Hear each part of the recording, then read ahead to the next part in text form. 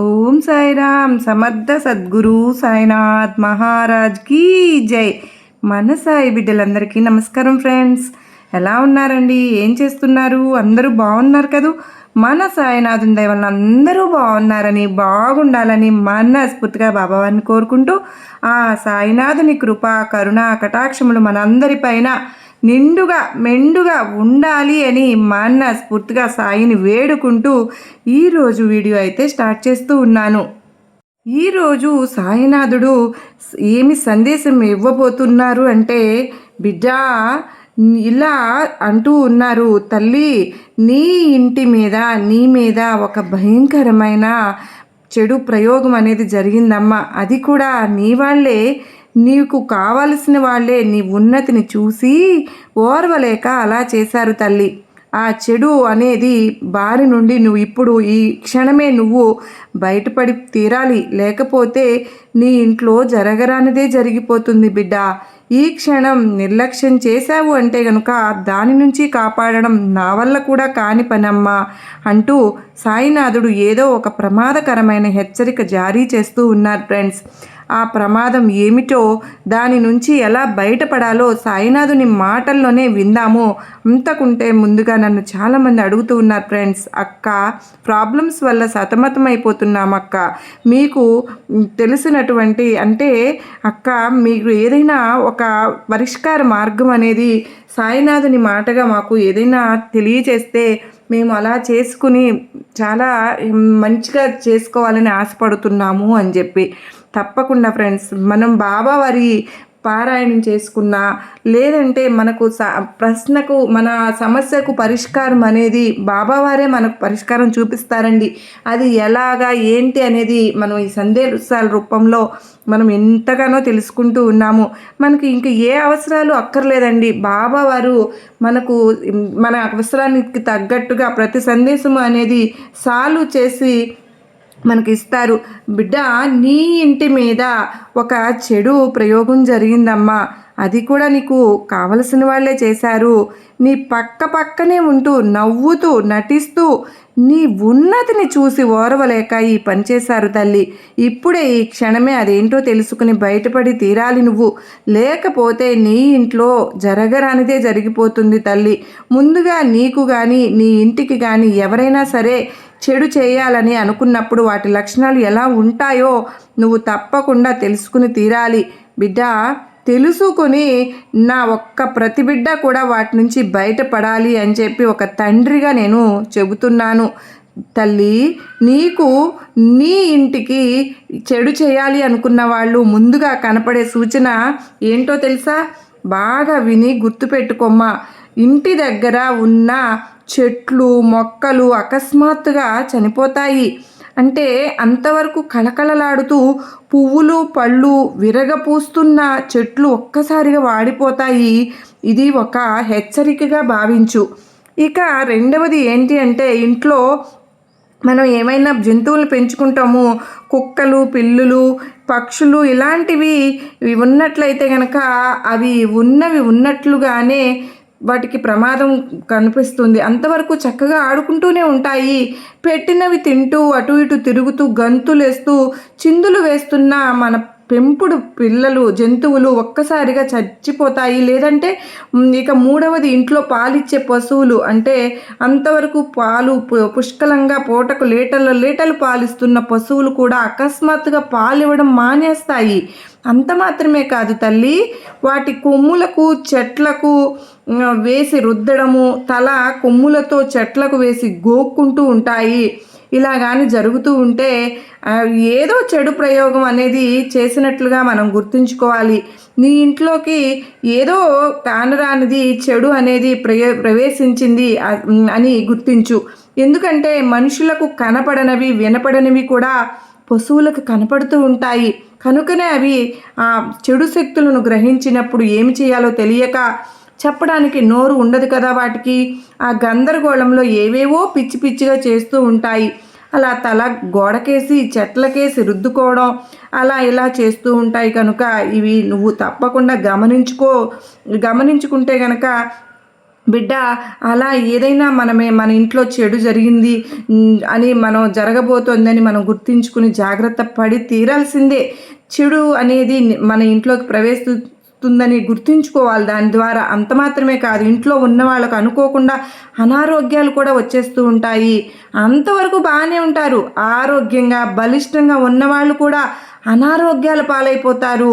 అనారోగ్యాలు వస్తాయి, వాళ్ళు కాస్త నీరసించిపోతారు. ఈ లక్షణాలు కనుక కనిపిస్తే మన ఇంట్లోకి ప్రవేశించినట్లే శక్తి.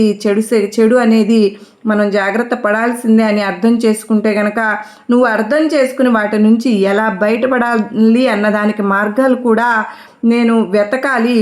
తల్లి, భయపడవద్దు, నీ తండ్రిని నేనున్నానుగా.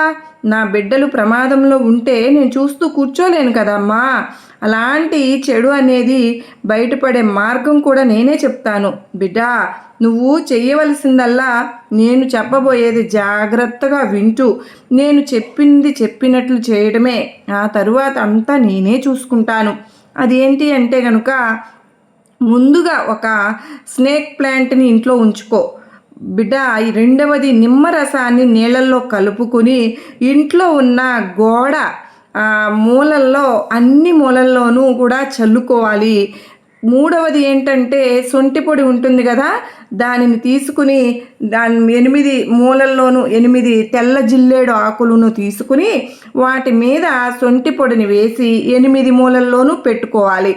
ఇక నాలుగవది ఏంటంటే, తెల్ల గలిజేరు తీసుకుని ఎర్రదారంతో గుమ్మానికి కట్టుకుంటే.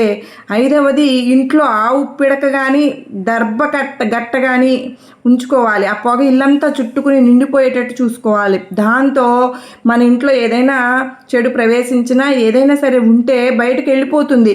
అంత మాత్రమే కాదమ్మా, ఒక ముఖ్యమైన విషయం, బయటకు వెళ్ళి ఇంట్లోకి వచ్చేటప్పుడు తప్పకుండా కాళ్ళు కడుక్కుని ఇంట్లోకి రావాలి. అలా గనక కాళ్ళు కడుక్కుని ఇంట్లోకి వచ్చే అవకాశం మాకు లేదు సాయినాథ, అలాంటప్పుడు మేము ఏం చేయాలి అని అన్నప్పుడు ఇంట్లో నేను చెప్పినట్లు చేస్తే సరిపోతుంది తల్లి. నేను చెప్పబోయేది గుమ్మానికి కట్టుకుంటే సరిపోతుంది. అదేంటంటే, నువ్వు మొదట ఒక జటమాంసి, రెండవది ఏంటంటే గలిజేరు, ఇంకా కొన్ని తులసి ఆకులు కూడా, కొన్ని దానిమ్మ ఆకులు, చిన్నది నల్లటి రాయి ఒకటి, వీటన్నింటిని కూడా ఎర్రటి వస్త్రంలో మూటలాగా కట్టుకుని వాటిని గుమ్మానికి కట్టుకుంటే కనుక ఈ వస్తువులన్నీ కూడా, ఇంకొకసారి చెప్పనా, జాగ్రత్తగా వింటావుగా? అయితే వినమ్మా. మొదటిది జటమాంసి, రెండవది తెల్ల గలిజేరు, మూడవది తులసి ఆకులు, నాలుగవది దానిమ్మ ఆకులు, 5 కూడా చిన్నటి నల్ల రాయి తీసుకుని వీటిని అన్నిటిని ఒక ఎర్రటి వస్త్రంలో మూటలాగా కట్టుకుని గుమ్మానికి గనక కట్టుకున్నట్లయితే అప్పుడు మీ ఇంట్లోకి ఎవరు వచ్చినా ఆ మూట కింద దూరి ఇంట్లోకి వస్తారు కనుక వాళ్ళ తలకు ఆ మూట తగులుతుంది. కనుక ఎవరైనా సరే చెడు ఆలోచనలతో కానీ నీ ఇంట్లోకి అడుగు పెట్టినా సరే వారి ఆలోచనలు, వారి ప్రయోగాలు అన్నీ ఛిద్రమైపోతాయి అంతే. అంత మాత్రమే కాదు, అప్పుడప్పుడు ఇంట్లో ఉల్లిపాయ పొట్టు, వెల్లుల్లిపాయ పొట్టును ఇంట్లో కాలుస్తూ ఉండమ్మా. ఎందుకంటే నీ ఇంట్లోకి చెడు అనేది ప్రవేశించే లక్షణాలు నీకు కనిపిస్తాయి. ఇంట్లో ఉన్న కుటుంబ సభ్యుల్లో కనుక అకస్మాత్తుగా గొడవలు కనుక తలెత్తుతాయి. కారణం లేకుండానే చీటికి మాటికి గొడవ పడుతూ ఉంటారు. అసలు కారణమే ఉండదు, గొడవ పడడానికి సమయం కాదు, సందర్భము కాదు, కారణం అసలు ఉండనే ఉండదు. కానీ ఇంట్లో వాళ్ళు ఎప్పుడు గొడవ పడుతూ చికాకులతో రుసరుసలతో ఉంటారు. ఏ కారణాలు ఉండవు, ఊరికినే గొడవలు మొదలవుతుంటే కనుక నీ ఇంట్లో ఏదో జరుగుతుంది, నీ ఇంట్లోకి చెడు అనేది ప్రవేశిస్తోంది అని అర్థం చేసుకుని అప్పటికప్పుడే కాసిన్ని ఉల్లిపాయ పొట్టు, వెల్లుల్లి పొట్టు గనక ఇంట్లో అన్నది కాల్చి చేస్తే గనక ఈ ఉల్లిపాయ వెల్లుల్లిపాయ పొట్టు ఇంట్లో కాల్చడం అనేది చెడు అనేదాన్ని తరిమి కొడుతుంది. వీటి వల్ల వచ్చే పొగ వల్ల ఇప్పుడు నేను చెప్పిన వీటన్నింటి వలన ఇంట్లో ఉన్న ఎటువంటి దుష్ట శక్తులు చెడు అనేది తరిమి కొట్టబడిపోతాయి. బిడ్డ, చెడు శక్తులు అనేది నీ ఇంటిని వదిలి దూరంగా వెళ్ళిపోతుంది. అలాగే ఇలాంటి చెడు అనేది ఇంట్లోకి రావడానికి కూడా భయపడతాయి. ఇంకొక ముఖ్యమైన విషయం ఏంటి అంటే కనుక నిత్యము నువ్వు దీపారాధన చేయడం మాత్రం అస్సలు మానవద్దమ్మా. ఇంట్లో ప్రతినిత్యము దీపారాధన చేస్తూ ఉంటే, సాంబ్రాణి ఇంట్లో ధూపం వేస్తూ ఉంటే, నీ ఇంట్లో కష్టాల తీవ్రత ఎక్కువైపోయినప్పుడు అఖండ దీపం వెలిగించడం మాత్రం అస్సలు మర్చిపోవద్దు తల్లి. వీటన్నింటి వలన పరిస్థితులన్నీ సద్దుమణిగి నీ ఇంట్లో ప్రశాంతత అనేది కలుగుతుంది. ఎప్పుడైనా సరే ఎవరైనా నీ మీద, నీ ఇంటి మీద ఇలాంటి చెడు ఆలోచనలు చేశారు అన్న భావన నీకు అనిపించినా, అలాంటి గుర్తులు నీకు కనిపించినా ఇప్పుడు నేను చెప్పినవన్నీ చేసుకుంటూ ఉండు. చెడు అనేది నీ దగ్గరకు కూడా చేరడానికి కూడా భయపడుతుంది అంటూ సాయినాథుడు మనకు ఈరోజు చెప్తూ ఉన్నారు కదా ఫ్రెండ్స్. నిజంగా మనకు కూడా ఎవరికైనా ఇలాంటి సిమ్టమ్స్, ఇలాంటి లక్షణాలు మన ఇంట్లో కనుక, మన ఇంటి చుట్టూ కూడా ఒకవేళ జరిగాయా, జరుగుతున్నాయా ఒక్కసారి కనుక మనం చెక్ చేసుకుంటే కనుక, ఒకవేళ ఇలా ఏదైనా సరే కనుక ఉంటే సాయినాథుడు చెప్పినట్లుగా పరిష్కారాలు చేసుకుని మన మీద జరిగిన చెడు అనే దాన్ని దూరం చేసుకుని లైఫ్లో హ్యాపీగా ఉండాలని భావిస్తూ ఈరోజు కొంతమంది ఇలాగ మనుషులు జలసీతో ఎవరికీ తెలియకుండా ఇలాంటి చెడు ఆలోచనలు అవన్నీ కొన్ని జరుగుతూ ఉంటాయండి. మనకు తెలియకుండానే మనం వాటి బారిన పడకుండా బాబా వారు ముందే జాగ్రత్త పడమని మనకు ఒక సూచనగా తెలియజేస్తూ ఉన్నారు. ఇలాంటి వారు నీతిగా నిజాయితీగా జీవించే వారికి ఈ విధంగా చేస్తే వారికి చాలా బాధ అనేది పడతారు అని బాబావారు కూడా మనకి అన్ని సూచనలన్నీ ఇస్తూ ఎప్పటికప్పుడు మనని అప్రమత్తం చేస్తూనే ఉన్నారు. మరి ఈ వీడియో మీ అందరికీ కూడా నమ్మకాన్ని, ధైర్యాన్ని కలిగించింది అని అనుకుంటున్నాను. నచ్చినట్లయితే మరికొంతమందికి షేర్ చేయండి. అలాగే మరలా మరో చక్కని సాయినాథుని సందేశంతో మరలా మీ ముందుంటాను. అంతవరకు నమస్కారం ఫ్రెండ్స్. ఓం సాయిరామ్. సర్వే జనా సుఖినో భవంతు. జై